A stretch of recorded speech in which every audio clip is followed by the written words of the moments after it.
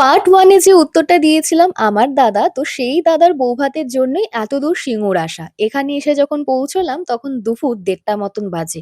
ভীষণ খিদেও পেয়ে গিয়েছিল এতটা জার্নি করে আসতে গিয়ে। তাই খেয়ে-দেয়ে একটু রেস্ট নিয়ে চলে গেলাম এই পিসির বাড়িতে। এই পিসির বাড়ির সবথেকে সুন্দর জায়গা লেগেছে এই বাগান আর ছাদটা। ছাদটা তোমাদের পরে দেখাচ্ছি। আগে বাগানটা দেখো, কি নেই বাগানে! পদ্মপুকুর থেকে শুরু করে দোলনা, ঝর্ণা সবকিছু আছে। বিকেলবেলায় এই দোলনায় ১ কাপ কফি, পছন্দের গল্পের বই আর গাছের মৃদু বাতাস সবকিছু মিলে যেন ঘন্টার পর ঘন্টা কাটিয়ে দেওয়া যায় এই বাগানে বসে। ছাদে গিয়ে তো আরো চমকে গেলাম এত সুন্দর ভিউ দেখে।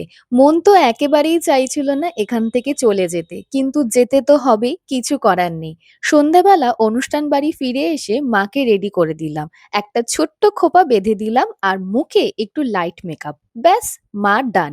আমি তো অলওয়েজই রেডি থাকি। জাস্ট একটু টাচ আপ করে চলে এলাম বিয়েবাড়িতে। বিয়েবাড়িতে গিয়ে আমরা নিজেরা একটু ফটো সেশন করে বৌদির সাথে ফটো তুলতে চলে এলাম। তারপর আমি আর ওখানে নেই, চলে গেলাম সোজা ফুড কোর্টে। এক এক করে সমস্ত অ্যাপেটাইজার্স গুলো খেয়ে তাড়াতাড়ি বসে গেলাম ডিনার করতে।